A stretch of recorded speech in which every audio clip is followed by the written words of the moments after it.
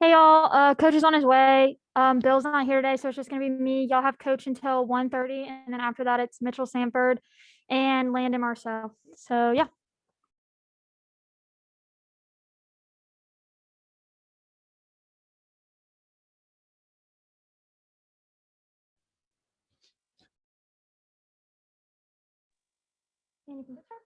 Okay.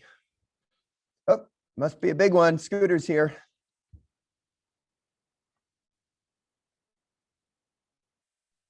Everybody. Everybody's on baseball right now, or football. Sorry.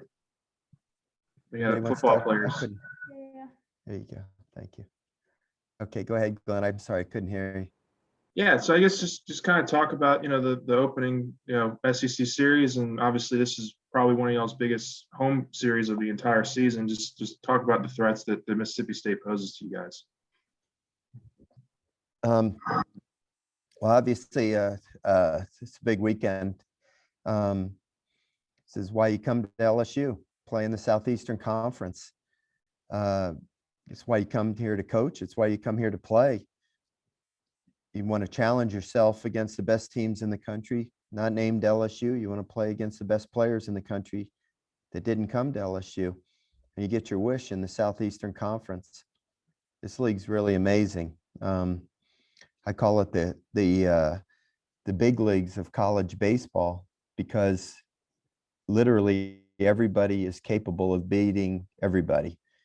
It doesn't matter if you're the first place team or the 14th place team. Anybody can beat anybody in this league because every team is filled with SEC caliber players. And so your players can't let down. They just have to play up to their ability at all times. And that's what makes the league so special. You're not going to go out there and out talent anybody in the league. It comes down to how well you play on a given day. Do you pitch better? Do you field the ball better? Do you hit the ball better? Do you hit in the clutch? Do you run the bases? The littlest things can determine the outcome of a game on a given day.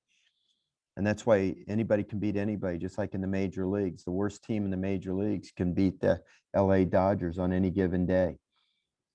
And that's what happens in the Southeastern Conference. So, it's the first Friday night will be the first of 30. And, everybody, wants to talk about, winning series or sweeping series or not getting swept in series. I don't ever think that way. I just look at each game as an individual game, as one of 30 ball games. The goal is to win the SEC. The goal is not to win a weekend series or to sweep a weekend series or to avoid getting swept a weekend series. You just got to take them one game at a time and grind your way through 30 tough ball games. And that's the only way to approach it, in my opinion, because every day is going to be a hard fought game. And when the game's over, you take a deep breath. Whether you won or lost, you turn the page and you get ready for the next day. The challenge of Mississippi State is certainly going to be a great one. I think they're ranked as high as number 2 in the country. So obviously they're there for a reason. You look at their pitching stats. I think their team earned run average is in the low 2s. They've got great arms. Their left-handed pitcher that'll pitch tomorrow night is outstanding. They've got a relief pitcher that averages over 2 strikeouts an inning. Sims, it's unbelievable. The things that he's done. His first outing of the year, he pitched 4 innings and struck out 10 batters. The next outing, he threw 3 2/3 innings and struck out 10 batters. I mean, he strikes out everybody he faces. It's unbelievable. They need to make a new league for that guy. So they've got great arms. It all starts with that, but they've got a solid lineup. They've got power, speed. I mean, there's no weaknesses. But this is what you expect when you play Mississippi State. They take their baseball very serious in Starkville. And it's a program I have greatest respect in the world for. I've enjoyed competing against them. I enjoyed competing against them when I was at the University of Notre Dame. We went to a regional there one year, and it was, at that point in my life, the greatest experience I'd ever had in playing in coaching. I actually played the last college baseball games I ever played for the University of New Orleans was in Starkville. It was a heartbreaker to lose the final, to lose to Mississippi State and end our season. We had beaten them once and then lost to them, and my career in college was over with that loss. As I mentioned, we played there in the regional when I was a coach at Notre Dame, and then the next year we went back there and opened the season and swept them in a series, which was really cool. And then we've had, let's see, I guess 13 times we've played them since I've been, well, 13 times in the regular season since I've been the coach here at LSU. And every year it's been a great series, for a lot of reasons. So, you think about the history of the two universities in baseball before I came here. I believe wholeheartedly that the rivalry between LSU and Mississippi State is what created SEC baseball as we know it today. Ron Polk showed up on the campus in Starkville, Mississippi, and forced them to take it serious. He built a great program. Fans started coming to the games. He took their team to Omaha. And then a guy named Skip Bertman came to LSU and obviously knew what he was doing and built a great program here. And all of a sudden we had this natural rivalry between these two great programs. And guess what happened? Lots of people started coming to the games. Two teams played at a very high level, started going to Omaha, and athletic directors and presidents at a lot of other SEC universities started looking in Baton Rouge and Starkville and saying, look what's going on at those two places. I wonder if we hired a really good coach and put some resources into our program, built a good facility. I wonder if we could have a baseball program that we could be proud of. And that's how we ended up with a conference like we have now. And I really attribute the rivalry between Mississippi State and LSU when Skip and Ron were running the programs to creating the SEC as we know it today. So I always look forward to this weekend. It's great baseball. It's fun. The fans love it. And tomorrow night can't get here soon enough for my liking. I do have a quick follow-up, if that's okay. I can get in here. I promise I won't give as long an answer to. Okay. So obviously Mississippi State, they've come in. I think I saw this morning they have 4 straight shutout games from their pitching staff. I mean, what's your message to your hitters this weekend? I mean, a lot of these guys have never played in SEC or gone against SEC pitching before. And I mean, is it your inclination as a coach to try to get more veteran experience hitting out there for like maybe a first weekend SEC series? That they had 4 consecutive shutouts. They've had 4 consecutive shutout games from their pitching staff. Not leading up to tomorrow. I think so. I think that's what I saw this morning. No, I don't maybe think. Maybe that's not right, but I think I saw something like that this morning. But no, I don't think that's accurate. Okay. I think maybe at some point during the season they might have. I'll have to go back and look, but yeah, they got a 2.2 earned run average or something like that. So obviously that the left-hander tomorrow night, I think his name's pronounced McLeod, if I'm not but I'm not 100% certain of that. I've never seen him pitch in person because last year he was a redshirt freshman last year, and we never got to play them. But the numbers he was putting up last year were ridiculous, and he's pretty much picked up where he left off last year. I mean, they're going to throw great arm after great arm out there. They have an outstanding pitching staff. So, our guys are going to have to be prepared to meet that challenge. But we've faced good pitching, contrary to what some people may believe. We have faced good arms. And I'm glad that we have. I think our team is very well prepared for this weekend. I'm sure Mississippi State feels that they're prepared, and I don't think that they've faced any arms that are better than the arms that we have faced. And our guys are ready to go. So, they don't need to try any harder this weekend than they've tried in every game up to this point. And that's really the message. That's how we approached every game we play, whether it's Mississippi State, Texas San Antonio, Southeastern Louisiana. It doesn't matter to us. We're going to approach every game like it's the most important game of the year and put pressure on ourselves to perform at a high level. And so when you get to these games in the SEC or whatever, you don't have to try any harder. You just go out there and play the game the way you know how to play it. You play loose and confident and let it rip and see what happens. Hey, Coach, can you hear me okay? I've been having trouble with my mic. You're good.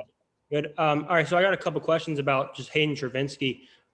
One, just how is his arm feeling? How's he feeling today? And then two, you said in the past you're going to have a pretty tough decision to make moving forward of what to do with center field. With Trevinsky kind of coming on the past few days and then Alex Milazzo as well, are you starting to feel like you have a tough decision to make at catcher as well? Yeah, I think there'll be tough decisions in center field. I think there'll be tough decisions behind the plate, and then potentially at one other position. So we're always going to look at everything to make us the best team possible, Taylor. And there might be tweaking here and there. It might be not a permanent move. It might be on a given day, depending on who we're facing, what the climatal conditions are. Different aspects that we look at, the style of play of the opponent, the kind of pitcher that we're facing, those kinds of things. So whether or not we want to emphasize defense or offense on that given day, different things. So Trevinsky has certainly thrown himself into the mix. It's pretty apparent, that Trevinsky brings an element to the catching position offensively that we haven't had. Whether or not he can, throw out base runners or not, we have to determine that. That's important. And the receiving skills and blocking balls, we have to, evaluate that as well. How our pitcher feels throwing to certain catchers is another factor that you look at. The center field situation, I think I've addressed that already. And, and then I'm also taking a good hard look at second base, to be honest with you, about, that situation. We need to make sure that we're strong defensively as we can possibly be there as well. So, Collier Cranford has been having some good practices, and, I think at some point he's going to deserve a chance to see what he can do. And then just real quick, just how is Hayden Trevinsky's arm feeling? You said after the game Tuesday, it was going to be key to see how his arm felt the next day. Yeah, he didn't throw yesterday, as far as I know. And I think he just decided to rest for a day, and we're going to check it out today. And I haven't seen him yet so far. So I can't give you an answer on that yet. I guess I'm next. What is up with this international rules foolishness, and will that come into play for SEC getaway days? The NCAA, that foolishness was applied to Major League Baseball, by the way. That foolishness is not my words; those were your words, by the way. Okay. Well, I'd say travesty, but you can put quotation marks around that as your words. Okay. Major League Baseball utilized it this last year, and the NCAA put it in as an optional rule and allowed each conference to apply it if they so desired. And for non-conference games, if the two coaches agreed to use it, then you could use it. Our league is partially going to use it, not across the board. It's only going to be used on getaway day, the final game of a series, if the visiting team has a commercial flight and therefore has a travel curfew. And I believe if the ninth inning ends within, I'll have to check, because it's not going to go into effect for any of our games, because none of our visiting opponents are flying commercially. They're all flying charter, so it won't be in effect for any of our games. But I believe if the ninth inning finishes within 45 minutes of their travel curfew time, no inning can start after a certain time, then they'll utilize the runner on second base, nobody out rule. In the non-conference games, the two coaches would have to agree to use it. So we agreed to use it with Texas San Antonio. The coach asked me to do it because they had such a long drive. They drove, and the drive back to San Antonio was so long. So the last thing he wanted to do was have a 15 or 18 inning game and then have to drive however long the drive is back to San Antonio. And then it might be utilized for some midweek games so that we avoid lengthy games when you have to dig deep into your pitching staff, knowing that you've got conference games on the weekend. We had it in effect against Southeastern. You know, they're playing 4-game weekend series in their conference. So they have, when they play a midweek game, a 5-game week. So as you might imagine, it taxes your pitching staff quite a bit. So, you know, I don't know how I feel about it. You know, I managed the USA team in the summer of 2018, and we called it the international tiebreaker rule. And we started with runners on first and second and nobody out. It certainly made for an exciting extra innings. I'll tell you that. You know, you didn't have to waste outs to get a guy into scoring position by sacrifice bunting or whatever. There's a lot of strategy involved, and the games don't, you know, they don't drag into a lot of extra innings where the hitters start pressing and trying to end the game on one swing of the bat with the home run. So the games generally end pretty quickly. So I'm not sure how I feel about it. It actually adds some excitement to it, I think. Well, let me ask you this. If you're the visiting team, I wouldn't like it. Yeah, and you don't score in the top of the inning, Yeah. would you automatically walk the leadoff man when you come to the bottom of the inning?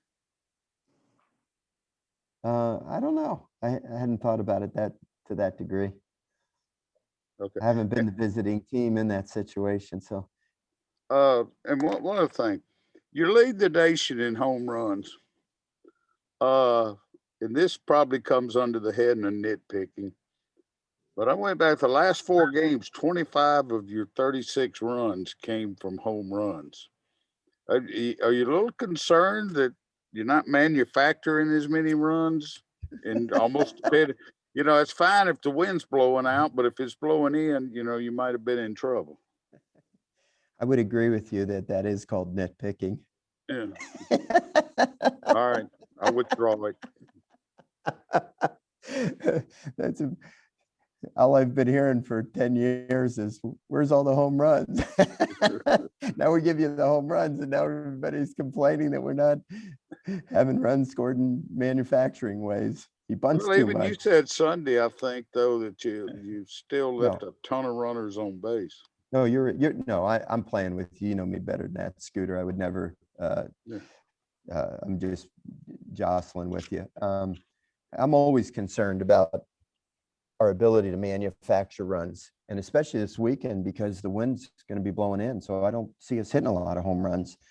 And if you're fortunate enough to get to Omaha, you're not going to win games just hitting home runs in that ballpark. So, you know, I'm glad we're hitting home runs. Don't get me wrong, but man cannot live alone on home runs in college baseball these days.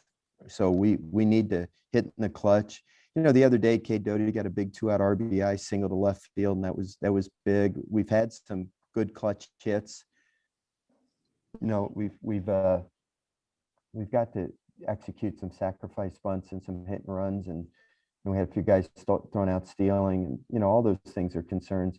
But you know how coaches are, especially this coach. I worry about everything. So give me one day not to worry too much.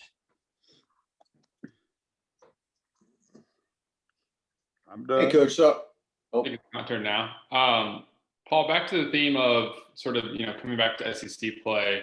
It's going to be right about 22 months since y'all played another SEC game. Over the last that span, I mean, did you ever find yourselves, you know, during the pandemic, like shutdowns, kind of thinking about those SEC games and what those atmospheres were like? Do you ever sort of just find yourself reminiscing about it?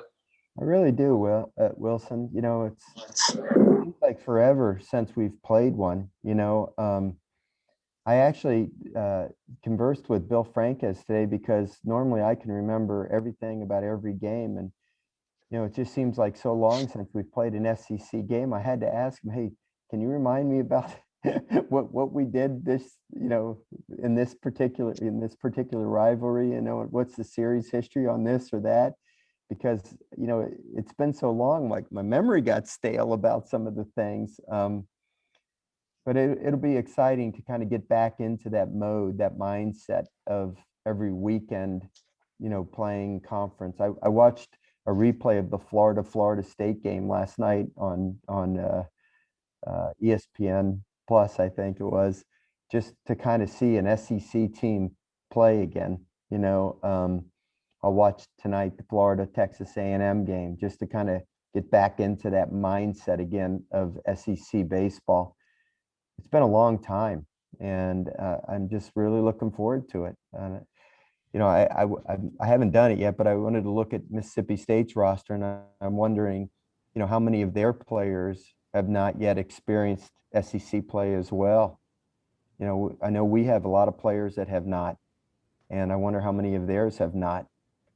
Like, I know tomorrow night's pitcher has not. He was a redshirt freshman last year, so he hasn't pitched in an SEC game. I know their Saturday starter did because we faced him in relief. Remember the last game we played against Mississippi State? We 10-run ruled him in the SEC tournament in 19, and I know he pitched the last 2 innings of that game. Big arm, he threw really, really hard for a kid from Canada.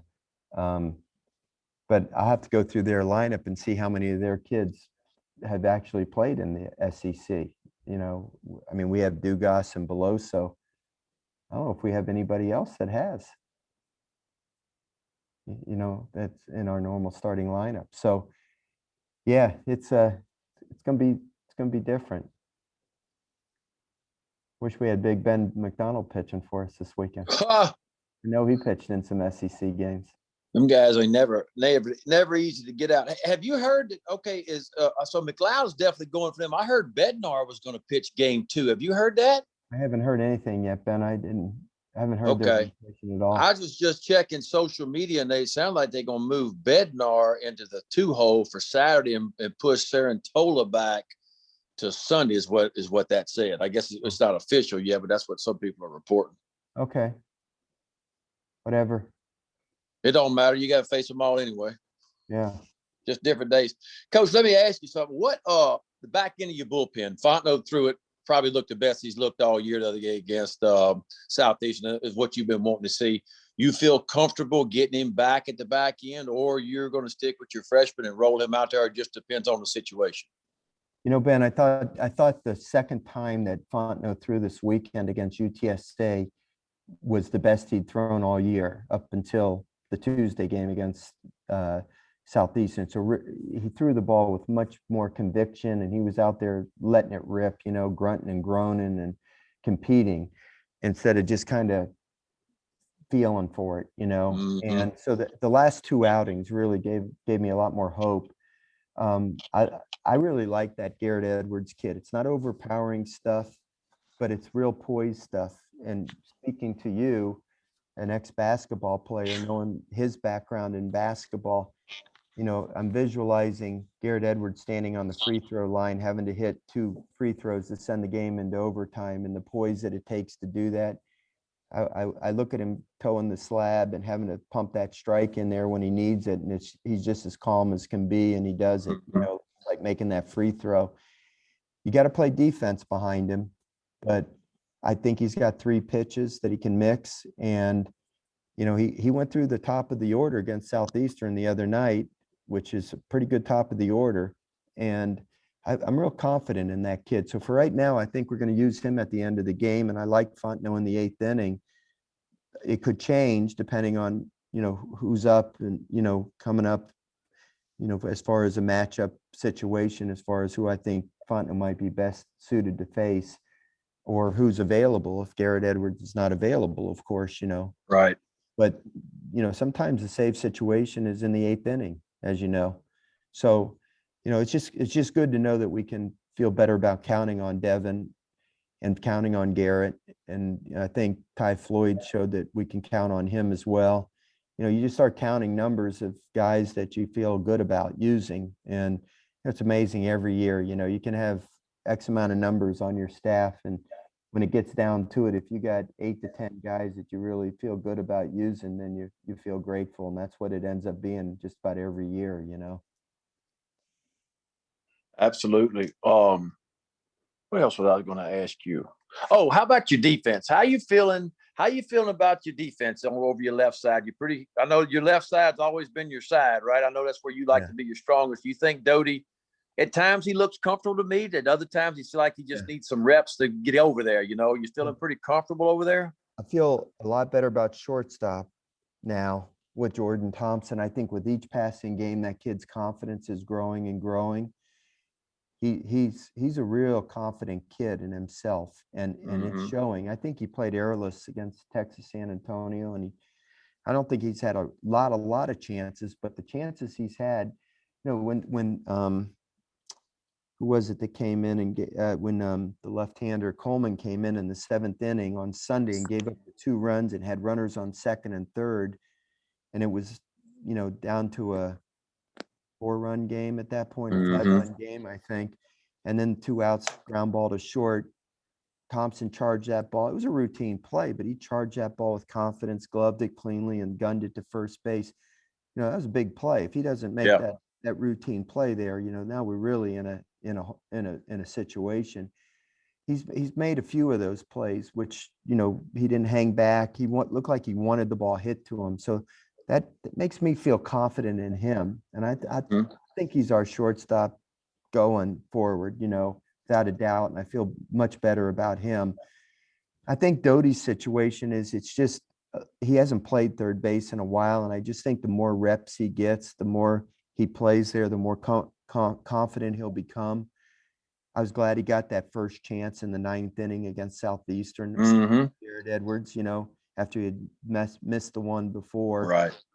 That one, he looked very confident. He fielded it. He gunned it over, threw a strike to first base. So I think he's gonna be okay over there. I mean, you know, sometimes it's, you know, it's the best you got. You got to go with it, you know. And I just think he'll keep working at it, and he'll become more and more confident.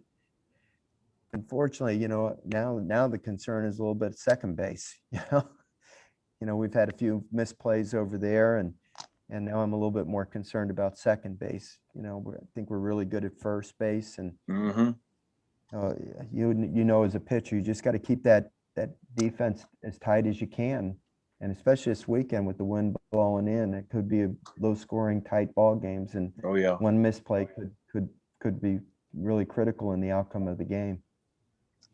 And Gio out in center field, has he gotten, I know that's the hardest thing. It looks like he's healthy, I'm guessing, from a running standpoint, but hadn't got the at-bats yet to kind of get his timing. Is he facing some kind of live pitching at all to kind of bring him back up to speed, or you just got to get him in whenever you can and let him just kind of get his timing back? We got him about 7 live at-bats yesterday in practice in a sim game. So we had Vittmeyer. We had about 5-6 pitchers throw yesterday, about 15 to 20 pitches each. And we had about 4-5 hitters hit yesterday. And I think Gio got maybe 6 or 7 at bats yesterday. So, yeah, you know, there's no rush to get him back. Mitchell and Brody have both done a super job out there. I've said it many times, you know, Sanford's a gamer, and I'm in no rush to get Gio back out there, because I think those guys are doing a good job. And obviously Gio brings, you know, something to the table that's unique. He's got, you know, world-class speed and has great range out there. I don't know that it's going to be that important this weekend if the wind is blowing in, you know. So, you know, Mitchell will be in there tomorrow night. He's the best of those 3 guys against left-handed pitching. He hits left-handed pitching pretty well. That's why I put him in there against Southeastern. He came through with the 2-out RBI single, got us off to a good start. The 2 games before that, he hit a big home run. He got the big pinch hit single to get our rally started. So, you know, I'm glad Gio's back. It gives us more options. I can utilize him in other ways than just starting him in center field. You know, but, you know, I'm comfortable with the guys we got out there already. Perfect. All right. Good luck.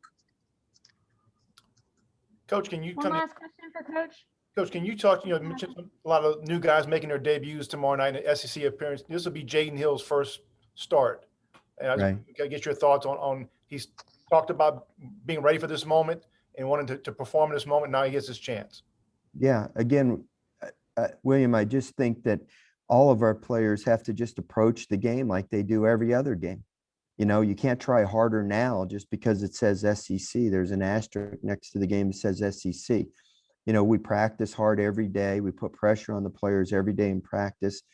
whether you're playing Southeastern or UTSA or anybody else, and listen, we're going to play in bigger games down the road than tomorrow night. If you get all uptight and nervous because all of a sudden it's Mississippi State, we got bigger issues. You got to believe in yourself. And if you're prepared and you believe in yourself, then you go out there with confidence and you play like you know how you can play. And you got to feel like the pressure is greater on the other guy than it is on you. You believe that you're taking the fight to him. And that's the way I want our guys to believe, and our history against Mississippi State has been filtered with some pretty good success. So, listen, we have the greatest respect in the world for them. They have an outstanding program. They're not ranked second in the country because they have a bad ball club. They have a really great ball club. I think we do too. And that's the way we want to approach it. It should be a great ball game. It comes down to every day. Who's going to make the big pitches? Who's going to get the big hits? Who's going to run the bases? Who's going to make the plays? It's not, one team's not going to out-talent the other team. It's going to be who plays better on a given day. And hopefully tomorrow night, Hayden will pitch like he's capable of pitching, and we'll play well behind him. Okay? Thank you, guys. Thank you, Coach. Ashley, did you see my note? No. Read the chat box.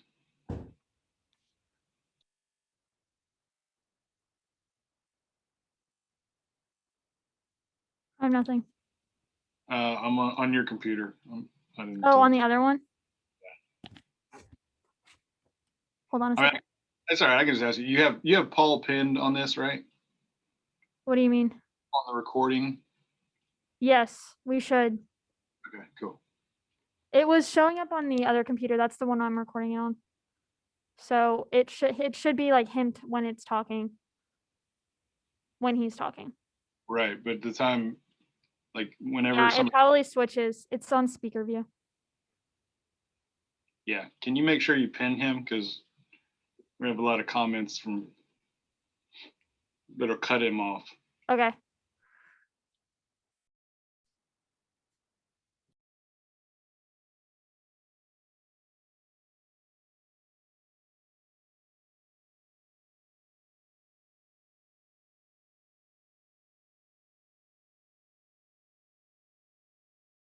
All right, y'all can start with questions for Mitch.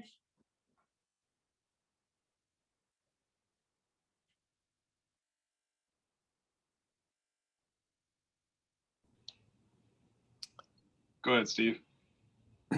Mitchell, you had an opportunity, I'm sure, to watch some film on Mississippi State. What are your impressions about those pitchers thus far?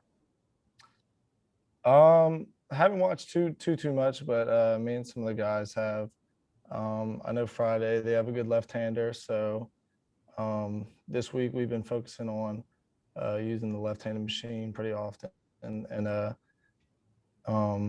just trying to get used to that. So the Friday night we haven't faced too many like quick pitch and velo lefties, but I've heard he's a good one. So we've just been working on that in practice. We'll probably get to that a little bit today too. So we'll be ready for him Friday. Mitchell, Paul just made a good point that, you're not going to out-talent a team, and just because it's SEC play doesn't mean that the game changes all that much. How do you stay, focused in on the task ahead while still raising your game? And for you specifically, this is going to be a big moment for you playing in an SEC game at the box for the first time. Yeah. I mean, we my class, we haven't played an SEC game yet, so there's obviously something exciting, something to look forward to, and that's why we came here. So the juices will be flowing, we'll be ready. But yeah, the team wise, I mean, we've been looking forward to this. We love playing good competition, kind of brings the best out of us. I think that's what we all believe in. So I mean, I know the guys have been fired up all week to kind of get after it against Mississippi State. It's a good ball club, so we'll be ready to go and kind of take that and move forward. We'll know there'll be big games later on, but we're kind of just focused on this weekend. Mitchell, can you think back a year ago, you were getting pulled off of a bus that was supposed to be headed to Oxford? Yeah. the disappointment and how that ended, and now getting the excitement building back up to what's supposed to be, like you said, it's the reason why you come to LSU. Yeah, I think that would have been the first SEC. Yeah, that would have been the first SEC weekend as well. And kind of the same story. I mean, everyone was fired up. We didn't get to play at home last year, but we're still excited to travel to Ole Miss. That would have been a fun weekend. But it's kind of the same thing. I mean, the SEC is the best. It's the best league in the country. So I mean, that's why we came here to play against the best, and we're fired up.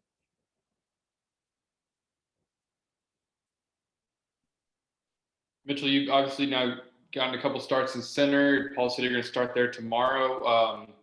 How does it feel kind of getting into a starting rhythm yourself and having some success while you're at it? Yeah, it feels good. I mean, I'm always a guy who likes to just contribute to the team however I can. And sometimes it starts off just like piece by piece, like get a couple pinch hits, a couple at bats later in the game, earn the coach's trust. But I've always thought of myself as a guy who's just always going to stay ready. And whenever my opportunity comes, I'll make the best of it. So, yeah, I got a couple starts earlier in the season and then continuing to start now. So it feels good.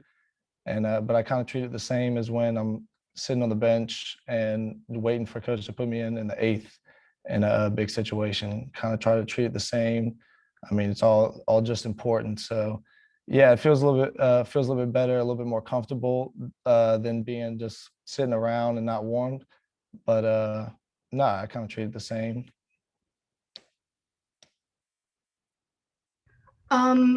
How are you and your team feeling with the offense being so productive and playing the long ball moving into SEC play? I mean, it's obviously working for us. I can't say we're disappointed with the amount of home runs and stuff that we've hit, but I mean, we're not going to change our game plan. It's been the same since the start of the season, and I mean, I've heard the wind's probably blowing in a little bit on Friday, but I mean, we don't really change our approach. We try to square the ball up every time, and if it ends up being a home run, then that's what it is. But we have a really talented hitting team and a good pitching team too. So we're going to take what we have in the weekend, and we're prepared. Hey, Mitchell, I think we all noticed the other day that Coach Maineiri made you guys all shave the facial hair. What was that like when he told you guys, and what were you guys feeling? He actually didn't make us shave. He brought it up, and we had a couple things going on where we're going into SEC weekend, and as a team, Matthew Beck was like, "Hey guys, I think we need to really lock it in for the next couple of weeks." And I think starting a clean slate, shaving face would be a good start. Kind of get everybody just lock it in. So that was it was a little bit on both sides. Coach brought it up, and we decided, yeah, that's a good idea. And I think it helped a little bit. I mean, the guys are really fired up, and it was kind of a clean slate. Everybody's locked in. So that's kind of how it came up. Were there, I guess, a quick follow-up to that. Were there anybody who was sort of like, there's some guys that are pretty thick ones. Were they almost like, I don't recognize myself? Yeah, I know Drew Bianco and Trent Vittmeyer were coming in a little with a hoodie on. Didn't want anybody to look at them. And then another question about a teammate. How does Dylan Cruz respond? I heard sometimes y'all kind of call him Mike, like a young Mike Trout. How does he respond when y'all say that to him? He's definitely one of the most talented players I've played with, and also the most humble. I really I never catch him bragging about himself, never boasting around the locker room about the comments that we make. It's we say it as a joke because we know he can take it, and he's never going to take it too far as being this big bragging guy. So he's a great guy to play with. He's obviously crazy talented, but definitely the most humble guy I've ever played with too. Nobody touched Blake Money, right? He got to keep everything. No, he's cleanly shaved. Are there no sacred cows? I mean, come on. No, he's still got that ugly haircut though. Nice.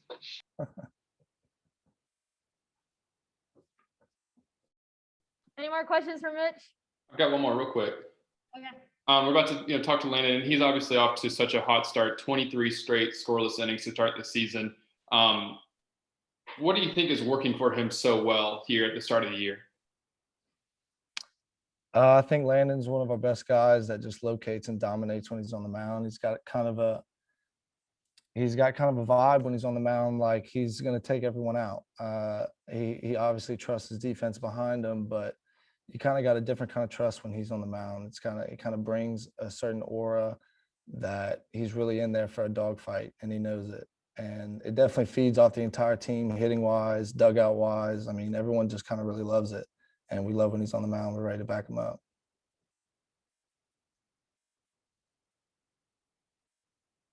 All right, is that all? Thank you. All right, guys.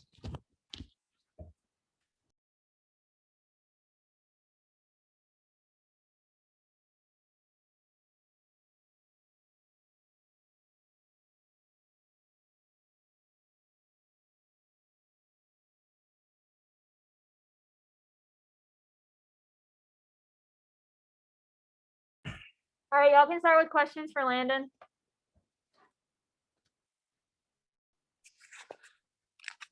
Landon, obviously big SEC weekend coming up. You know, you've had a chance to look at Mississippi State, I'm sure. What are your thoughts about that lineup, and how would you kind of plan to attack them? Yeah, well, I actually haven't gotten to look at him yet. Me and Adi haven't had that conversation yet. I'm sure he's gone over that lineup many times, and I've gotten to watch him a couple of weekends, and they're a good hitting team, man. They're gonna be very scrappy at the plate. You know, they look to hit for power the other way.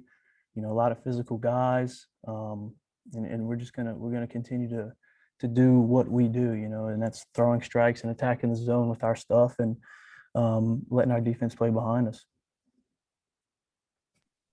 And on that theme of sort of, SEC games again, this is going to be the first one y'all played in like 22 months. And you're one of the only guys who has a significant amount of experience in those games. Do you tell anything to the younger players this week about what to expect, or do you kind of let them figure it out for themselves? It's really, I mean, I'll just tell them that, this is, the next game, and, you treat it just like you do the games before. Nothing changes. Yes, they're going to be a little more physical.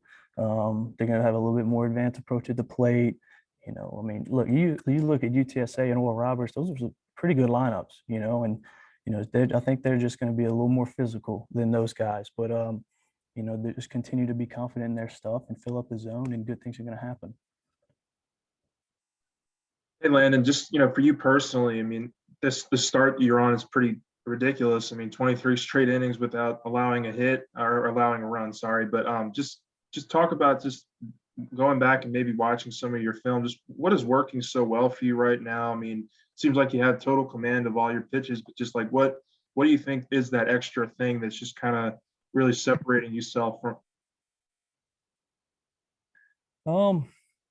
I think really it's just, I mean, my fastball command, man, has been, really good, and keeping hitters off of base, I mean, making them earn it, earn their way on base. And, I mean, I had a few free bases last start, but, I was able to pitch around them. And, and my idea as a pitcher is to, make them get 4 straight singles to score a run, and obviously that's, there's going to be doubles and homers. That's just part of the game. These guys are way too good to just shut out every time. So, for people that think I'm never going to allow a run, that's just not reality. It's going to come at some point, but it's how we respond to that and minimize the damage. And that's really important in the SEC. And I'm just curious if you're at all surprised at the success you've had so far this season. Obviously, you alone know the work you put in, and know the areas that you need to improve. So has this been pleasantly surprising at all? Well, no, not really. I mean, it's just when you work so hard at something, and you really, going back to COVID, we get shut down right before I was making about to make a Friday night start against Ole Miss and to start ACC play, and get the like Coach says, get the carpet swept out from under you, and it's just a really bad feeling. And then, you go into, I think, 3 or 4 months of being completely shut down, and you realize how much you really miss the game and how much you love it and how much you actually really spend time at the field, and then you're spending that time at home, not being able to go out to, gyms and work out and do some different things around. But, you really find out how much you love it. And I think that's really contributed to, my mindset going into this year. And it's like that, that's something that I never want to happen again, and take advantage of the situation, that we are playing, and you work so hard, to get back playing, and guys being disciplined and, not doing things they're not supposed to be doing. And I think it's a big credit to the entire team, not just me. Did you find anything out about yourself during that work, or anything that you were like, hey, I need to do this, and now it's paying off? Yeah, I really wanted to work on my changeup, and I think that's been the difference maker. Going into last year, the fastball command was pretty good, and the slider, was really what was standing out. And I think if I could even mix a decent changeup, in there, that it would really take it to the next level. And I developed that decent changeup into a pretty good one, and it's been really, really effective for me. When I get behind the count, I tend to throw that, and it's been very, very effective. Weak contact, swing and miss, really just keeping them off balance. So I think that's been probably the most important thing contributing to, the success that I've had. Hey, it seems like really all season, Allen and Coach Maineiri have really kind of been revving the starters up to go longer in games. They pull you guys last weekend right before you get to 100 pitches. What are the conversations like, I guess, now that SEC is here, about, how long you guys can go now? Do you guys expect to be, in that 100, 110 pitch kind of range, moving forward? Yeah, I would suspect so. Last week, it was a real grind for me, and I went down into the tunnel and asked Coach to let me go another one, which he didn't let me, which was probably for the best, because I was really emptying the tank there. But sometimes that competitive nature that I have really comes out and kind of speaks for me, kind of thinking before, of that. And yeah, but I suspect that he'll let us go a little longer. And actually his response to me wanting to go back out was, next week you'd be back in the game for sure, So I think he'll stretch us out and really get the most out of us every week. And I think as long as we're giving our team a chance to win, and giving us innings, that he will allow us to do that. And what did you do to develop that changeup over the offseason? Well, not a whole lot, it's just finding the right grip that really, works for you, comes out right, the spin is correct, and you're really, the changeup, it's a very deceiving pitch for the hitter, because they see your wrist, they see the front of your wrist, and they see fastball, and it's just 10 miles an hour slower, so that's very hard to deal with. But really trying to get that angle, that wrist angle correct, and getting the correct spin on the ball coming off of my ring finger. My ring finger. And it's just keeping the same arm action, because if you go away from, if I throw a fastball from here and I throw a changeup from here, hitters can see that.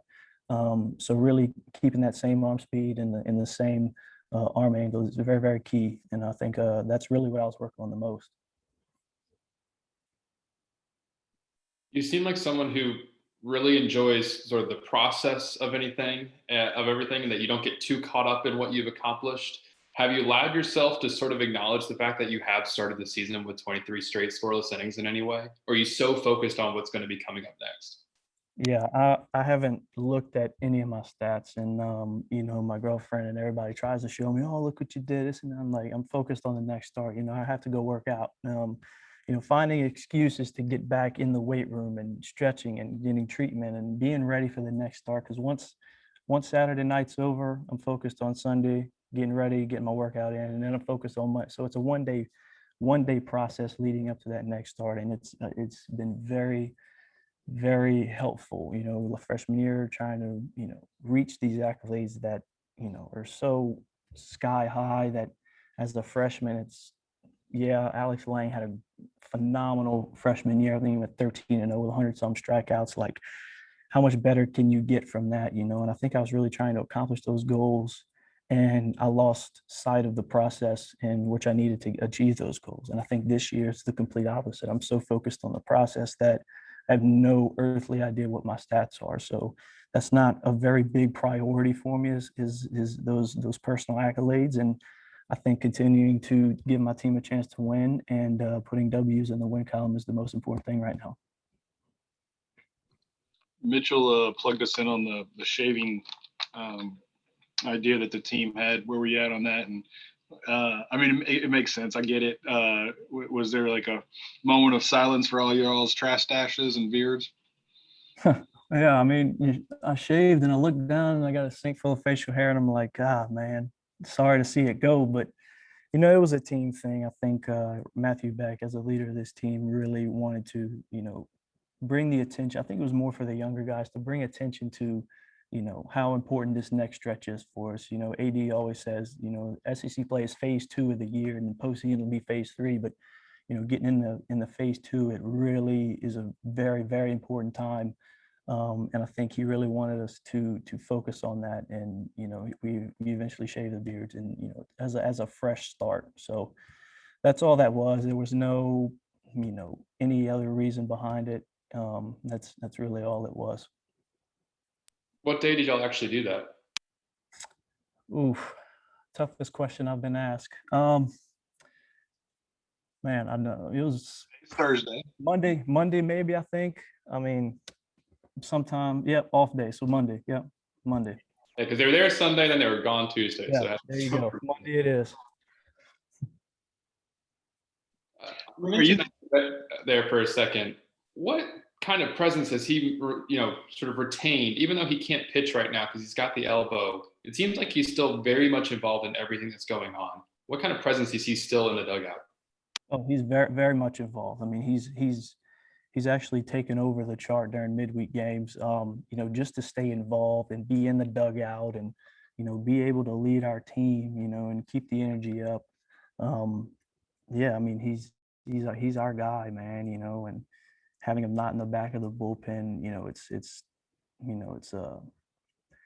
sad, you know. I mean, it just having him around is very important, you know, and I'm glad he's still around. And even though he's not be able to contribute on the mound, he's able to contribute in other ways, you know, pushing everybody, you know, getting on people when they need to, but being very positive, you know, in what we do. And he has not been a shred of negative has come out of him at all. He's been completely positive. He's going in, getting his work every day, and then he turned his attention to the rest of the team. And, you know, and that's what a leader does.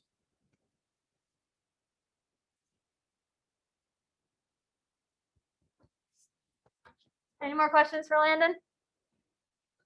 Thank you. Good job, Landon.